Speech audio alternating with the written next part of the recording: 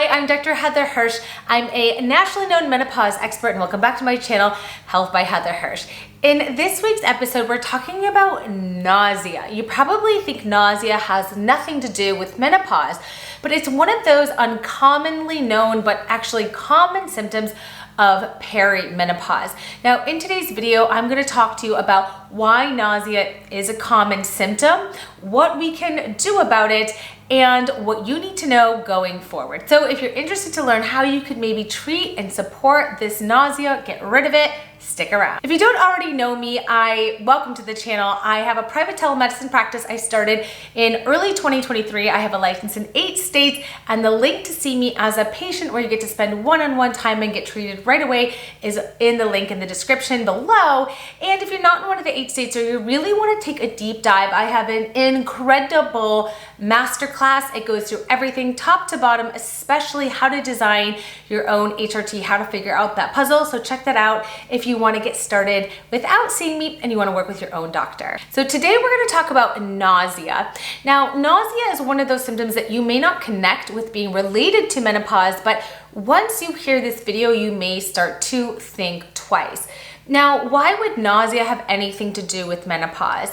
Well, if you think about how nausea may have affected pregnancy, if you were ever pregnant in your lifetime, or if you were ever on birth control, or maybe even right before your period or during ovulation, it is not actually that illogical to think that hormones play a role in nausea. Now, there's receptors for nausea probably in our brains and also in our guts. And the thing with estrogen is that we consider it, or we call it, or we are taught that it is a sex hormone. But estrogen plays a role from head to toe.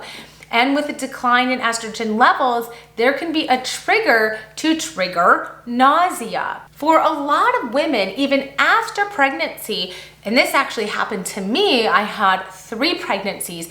Even after my pregnancies, of which I was actually very nauseous, actually now I can get nauseous so easily. When we also think about state of pregnancy, if you were pregnant, may have also noticed that you're more nauseous after those pregnancies. And there is some data to show that those hormonal fluctuations in pregnancy and then postpartum, that estrogen goes way up and then way down, can actually really trigger you to be more nauseous even easier than you were before. I know, women have such a different physiology and really have so many more issues to deal with, whereas men have steady sex hormones most of their lives. There's probably also estrogen receptors in the gut, and we actually know this. I shouldn't say the word probably. There definitely is, because other symptoms that affect the gut, like constipation, which is slow gut transit, bloating, water retention, these all happen as well with a decline in estrogen. So it's not uncommon that nausea, or not just low-lying nausea, but a really easy trigger for nausea, can happen during the menopause transition. And lastly, there are some other things that can trigger nausea that are related to the menopausal state, like hot flashes, persistent hot flashes, leaving you actually dehydrated, can trigger nausea, as well as heart palpitations, which can be really common through the perimenopause to menopause transition. And even these benign heart palpitations can leave you feeling really nauseous. There may even be new food triggers or triggers of the olfactory nerve, your smell, that really triggers you to be nauseous more than it used to. So maybe the smell of seafood, maybe it's a certain perfume or a certain scent, maybe it's citrus. Anything can trigger you to be nauseous that just didn't before menopause. Let me know in the comments, did this happen to you and what helped? Because next I'm gonna get into some of my tips and tricks, so I'd love to hear what helped you if this was a symptom you experienced. Okay, if you guys live under a rock or you didn't know, I wrote a book, Unlock Your Menopause Type. This came out in June of 2023. And the last part of the book is all about symptoms, really common symptoms, and how you can treat them at home, meaning how can you actually improve these symptoms without seeing a doctor or start on a prescription medication. So we're focusing on those ones that are specifically related to treating the nausea. Now, one that we used to do actually when I was in obstetrics, I did OBGYN for a year before doing internal medicine, is a really helpful trick, and that is separating solids and liquids. Separating solids and liquids. Now, let me explain what that means. If you are going to sit down and eat a meal, let's say you're going to eat a hamburger. You've got the bun, you've got the meat, and then you've got ketchup, mustard, slimy pickles, all those things. You can consider the bun and the meat your solids, and then the ketchup, the mustard, the slimy pickles, I'm gonna put them in the liquid category. And if you're really a nauseous person and you can be really triggered by certain textures, separating solids and liquids is super, super helpful. So yes, that kind of means a boring life of the hamburger with just the bun and the bread, separating by at least 5 to 10 minutes, and then having your beverage. Maybe it's water, or it's a diet soda, or it's, you know, your summer drink of choice. Another consideration, eggs plain without ketchup, if you're again gonna think about ketchup as more of a liquid. So if you can kind of think about separating solids and liquids, you are going to have such an improvement in your nausea. This is an old obstetrics trick that actually can still help as you're going through menopause. You're also going to want to make sure you don't have any triggers that trigger nausea. Now, I just talked about separating solids and liquids, but certain spicy foods or citrus foods can trigger nausea really easily. So, you know, one thing to do is journal and track. If you start to notice that a certain kind of food triggers nausea, yep, you might want to avoid it. It's just going to help.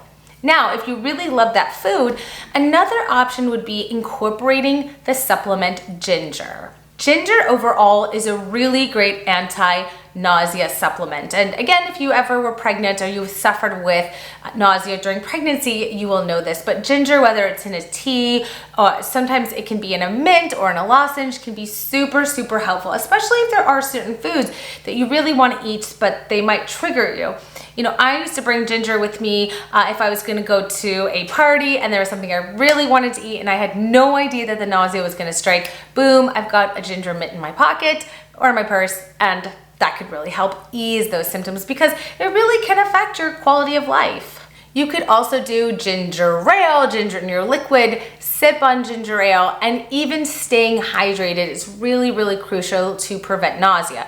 It can be triggered by dehydrated states. Again, I talked about how persistent hot flashes or night sweats, dehydration can be a big trigger for nausea. So make sure that you are overall staying well hydrated. It's such a great tip for life in general, and we all really just need to drink more water. The last supplement I would consider is B6. B6 is a great supplement that you can use to help prevent nausea. I recommend 50 milligrams, and you can take this up to 3 times a day with your meals. Now, honestly, 3 times a day would be a lot for me. So even if you can take it once or twice with breakfast, with dinner, or even with your meals, if you're really, really nauseous, B6 is a wonderful supplement to help ease this symptom. All right, in my book, as I mentioned in the third part in the DIY section, there's so many symptoms and so many like homeopathic ways to help you deal with the symptoms that are bothering you through menopause. And of course, my whole book is really about the hormonal havoc of menopause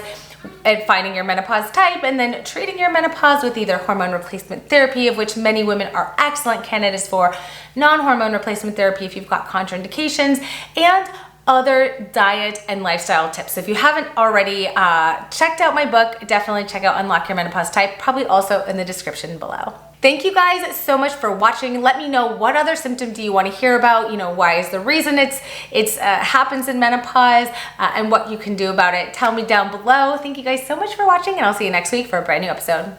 Bye everyone.